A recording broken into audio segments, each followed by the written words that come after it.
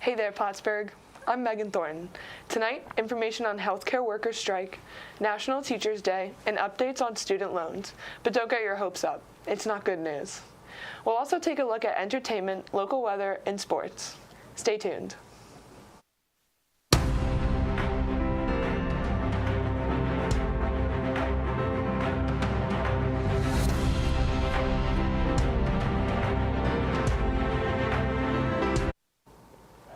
Good evening, Plattsburgh. I'm Chris Sperano. Our top story tonight: more than 75,000 healthcare workers are walking off the job Wednesday morning in what is being called the largest healthcare strike in U.S. history. That's after unionized healthcare workers, including nurses and EMTs, failed to negotiate new health contracts with Kaiser Permanente. The majority affected facilities are in western states, including California, Colorado, Oregon, and Washington.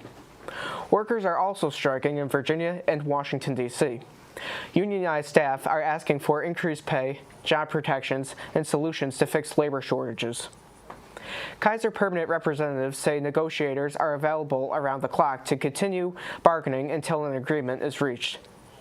The strike is temporary. Kaiser Permanente workers will return to work on October 7th. You probably had that one teacher who changed your life, or maybe your kid has that teacher now. Whoever they are, take some time to thank them. Thursday, October 5th is World Teachers Day. The holiday started in 1994 as a way to commemorate the UNESCO recommendation concerning the status of teachers. The recommendation set benchmarks for standards, rights, and responsibilities of teachers around the world. This year's celebration aimed to advocate for dignified and valued teachers as we face an unprecedented global teacher shortage. So shout out to John Chambers, the best professor in the whole world.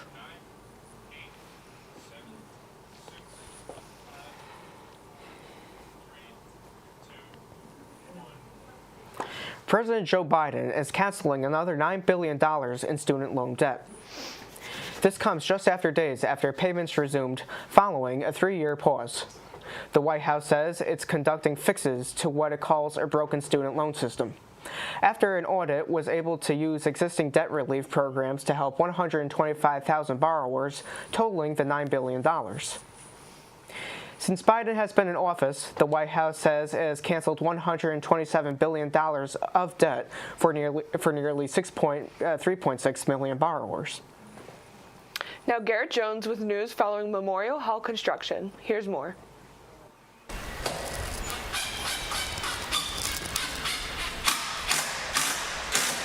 Construction on the new fitness center at Memorial Hall is nearing the finish line. Assistant Director of Athletics Brian Savard has been overseeing the project since the start. We started construction on the Memorial Hall project during the 2019-20 academic year. We finished Phase 1 about a year and a half after construction started, and we're in the midst of the second and third phases of the project right now. And this January, we'll be opening up our fitness center for the general student body, as well as our sports performance center for our varsity student athletes. It was quite evident that Memorial Hall was in need of some updates. Memorial Hall was initially constructed in the early 1960s. It had been, over 50 years since any real major construction or renovations had been done on the building, and it was really about time for us to do that. Savard isn't the only one excited for the new fitness center. Kathleen Bellinger is an employee at the current fitness center on campus. Yes, I'm super excited. I've seen the layout. I'm excited for it all to be in one space, the cardio, all the new equipment. I'm super excited. Bellinger thinks that the current space is a bit crammed. It's a nice temporary space, but it doesn't really have what all of our students are looking for. I mean, it's hard to work out in there when there's 25 people and you're struggling to find the room to even do what you want to do. Lucky for Bellinger and others, the new fitness center is right around the corner. For PS News, I'm Garrett Jones. Jada McLeod discusses banned books with SUNY Plattsburgh. Let's take a look. One of SUNY Plattsburgh's several lecture halls. A common theme throughout the globe has been books being banned. What is the reasoning for this?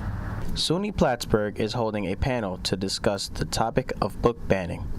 The panel is being moderated by Dr. Daniel Lake, Director of the Institute for Ethics in Public Life. The panel, it's part of Banned Books Week. Every year, I think it's the American Library Association, but I forget who it is. There's several organizations that deal with this. The American Civil Liberties Union recognizes it too, for example. And it's a way to educate and push back against efforts to ban books. So, for example, there's a read-in of banned books at the library on Wednesday as another part of our week-long recognition of it. But in this case, it's a panel looking at kind of the impact of recent attempts, or it amounts to a recent renewed wave of book banning. Book banning's always there, but it's a lot more common in the last few years. I would say most of them, probably all of them. But then I generally take the opinion that it's far better to be permissive rather than restrictive when it comes to access to information. I think it's a critical role of our libraries is that they should have access to literally anything that's legal. And so I would, of course, argue that most of what we're seeing certainly should not be banned. The members of this panel will critically examine this wave of book bans and consider the impact of banning these books on both the young people who use these libraries and on the libraries themselves.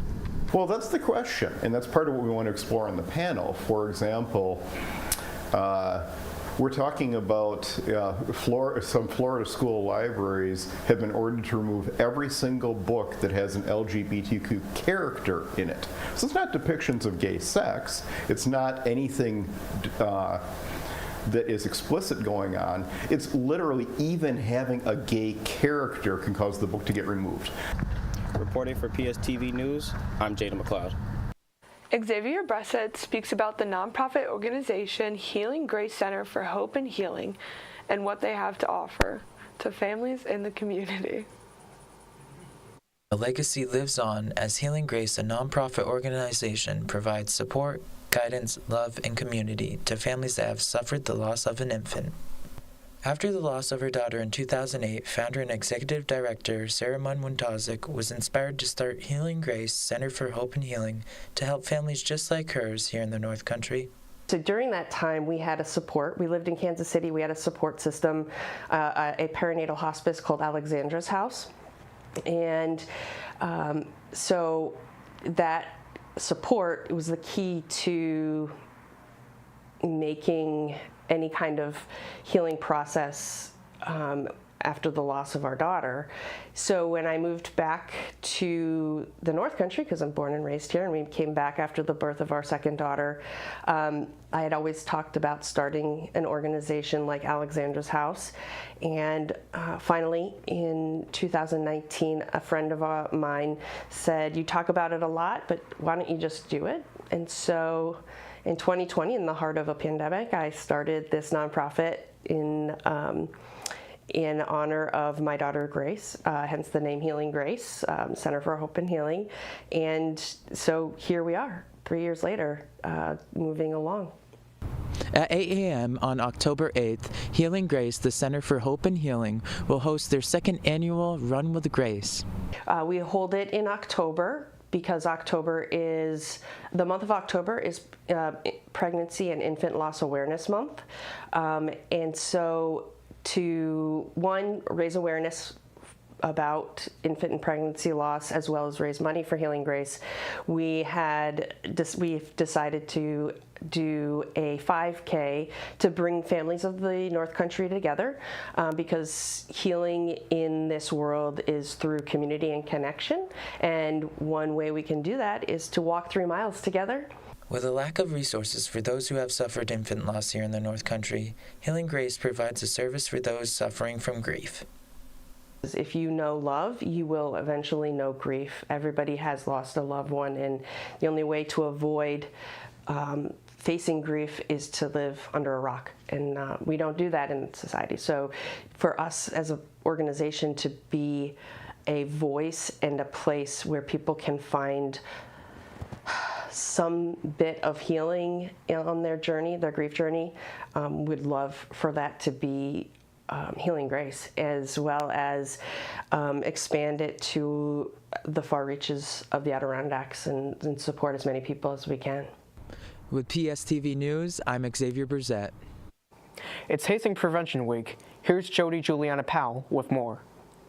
A former SUNY Plattsburgh student shared his experience being a part of an organization closed for hazing. Stay up for days at a time and then feed the NyQuil. Tyler Bellick was a member of a fraternity with a long-running tradition of hazing on the Plattsburgh campus. Everyone in his fraternity was either suspended or expelled from the university for hazing. He wanted to make a change in his organization and spoke up to administration when he experienced hazing. The backlash probably was worth it because I went through a process where I challenged something that was wrong, took steps to change it, employed strategies to change it. Bellick was asked to be the Hazing Week prevention speaker to encourage students to speak up if they are experiencing hazing in their organization. Hazing can be subtle or in forms of harassment and violence. Some people don't recognize that some actions that their organization may be doing and participating in may be considered hazing. And this week of events, including a webinar, a candlelight vigil, and a case study, are all an effort to raise awareness and increase education on campus about hazing. In the Angel College Center, I'm Jody Juliana Powell for PS News. We'll be right back after this 30-second break. My name is John Lynch. I'm the president of the school's animation club. While other colleges' animation clubs strive to only show just straight anime, our club tries to be something different, as we show a variety of things such as Western animation, Eastern animation, internet animation, films, and so much more. If you want to meet people who have like-minded taste in animation, then feel free to come on down to our club.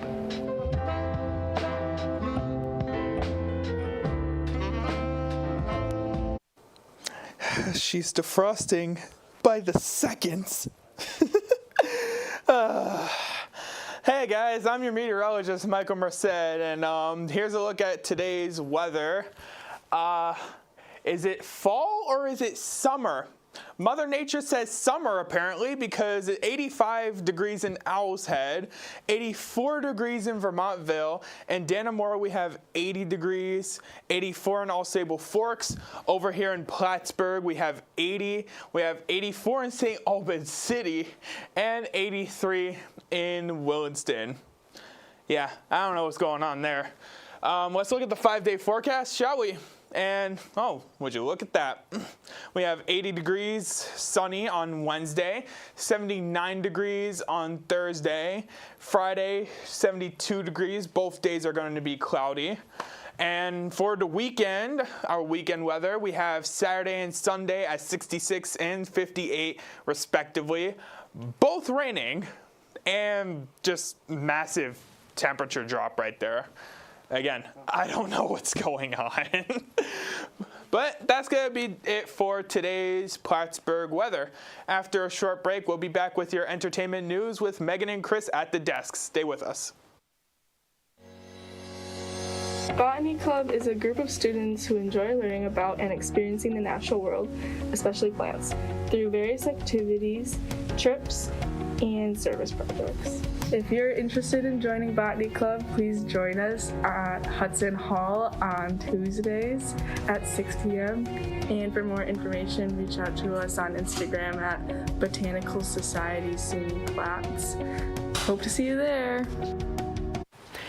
Lady Gaga will not have to pay out hundreds of thousands of dollars in reward money to a woman tied to taking her French bulldogs. A Los Angeles County judge ruled Monday that the singer isn't on the hook for the $500K in reward money she promised for the safe return of her pets following a 2021 dog napping incident. Gaga's dog walker suffered a gunshot wound in the dog napping incident. The judge's ruling found Jennifer McBride, one of the suspects in the incident, had unclean hands, and as a result, McBride was not entitled to the reward money. McBride is currently on probation for 2 years after pleading guilty to receiving stolen property in the dog napping case. The Taylor Swift effect is everywhere, with her fans packing not only concerts, but hotels and football games. The movie theaters come out with the new film, Taylor Swift: The Eras Tour, isn't even out yet, but according to Cinemark, it is already setting domestic pre-sale records. The theater chain says demand is 10 times higher for the film than any other movie the company has released. An ad for it aired during NBC's Sunday Night Football last weekend, where Taylor Swift made an appearance to cheer on her possible boyfriend, Kansas City Chiefs star Travis Kelce. Cinemark isn't the only theater chain to see a spike in sales. AMC previously announced that the Eras Tour concert movie shattered records for single-day advance ticket sales revenue. It made $26 million on the first day of pre-sales, August 31st. The Taylor Swift: The Eras Tour movie opens October 13th and is projected to earn between $100 and $125 million on its opening weekend. Netflix could raise prices a few months after the SAG-AFTRA strike ends. That's according to the Wall Street Journal, citing anonymous sources. The journal reports fees are likely to go up in the U.S. and Canada, followed by several global markets. It's unclear what that could happen or what the reserve plans might cost. Netflix says it already is making more off of customers by cracking down on password sharing and adding its basic plan. For now, customers can stream with ads or pay up to $20 a month. They have to pay extra to put a non-household member on an account. Mariah Carey has announced she's doing a Christmas tour. The self-proclaimed Queen of Christmas took to social media with details. She revealed tickets for her Merry Christmas One and All tour go on sale Friday. Ticket pre-sales start Wednesday. The tour is set to kick off at California's Yama Casino on November 15th. Other stops include Los Angeles, Denver, Toronto, Chicago, Boston, Montreal, and Philadelphia. The tour will wrap up on December 17th at New York's Madison Square Garden. A bill has filed to rename a Florida highway after the late Jimmy Buffett. Florida Senate Representative Chuck Clemens filed the bill on Friday. It aims to rename State Road A-1A, which is a major coastal highway that runs from Key West in the Florida Keys all the way up to Georgia. If passed, parts of the highway would be renamed to Jimmy Buffett Memorial Highway in specific counties. The beloved Margaritaville singer died a month ago from a rare type of skin cancer. He was 76. The name change wouldn't happen anytime soon. The 2024 Florida legislative session doesn't begin until January. We'll be right back with your Cardinal Sports Update after this 30-second break.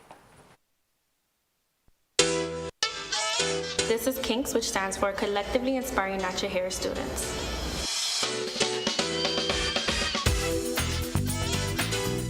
We like to promote people to embrace their natural hair and just love who they are.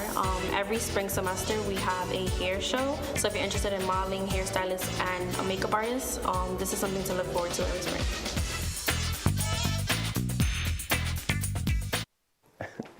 Welcome back. I'm Daniel Canwell, and this is your Cardinal Sports Update. The Plattsburgh State men's soccer team settled for a tie against Oswego on Saturday, despite dominating possession throughout the game's 90 minutes. Plattsburgh held a 19-5 shot advantage and a 9-1 corner advantage over the game's entirety, but could not produce the opportunities into goals. Junior John Hayes scored his 5th goal of the season in the 74th minute, tying the game less than 30 seconds after Oswego scored to take the lead. Connor Howe picked up the assist for his first collegiate point, eventually helping to lead to the tie. Teddy Healy earned the tie in net while making 2 saves. Plattsburgh now sits at 5-0-4 and will play SUNY Morrisville in non-conference play on Wednesday. The Plattsburgh State women's soccer team picked up their first conference win of the 2023 season on Saturday afternoon, defeating Oswego State with the win. The Cards picked up 3 important points on the road in the SUNYAC standings. Nora Fitzgerald was the game's lone goal scorer, as the senior attacker scored in the 65th minute to give Plattsburgh the lead. With the goal, she has now tied Avery Durgan for the team lead in goals, assists, and points. Lauren Haley picked up her 4th shutout of the year with her 2-save effort. The Cardinals improved to 3-3-3 with the win. They'll have a tough test at home on Wednesday when St. Lawrence comes to town. That's all for sports. Back to the desk. And that's unfortunately all we have for you tonight, though we'd hate to leave you so soon. But we do have birthdays and teachers to celebrate tonight. Happy 22nd birthday to one of our best and most hardworking managers, Gibby, and a happy 21st birthday to his pal, Jaden. Also, again, happy Teacher's Day to Professor Chambers.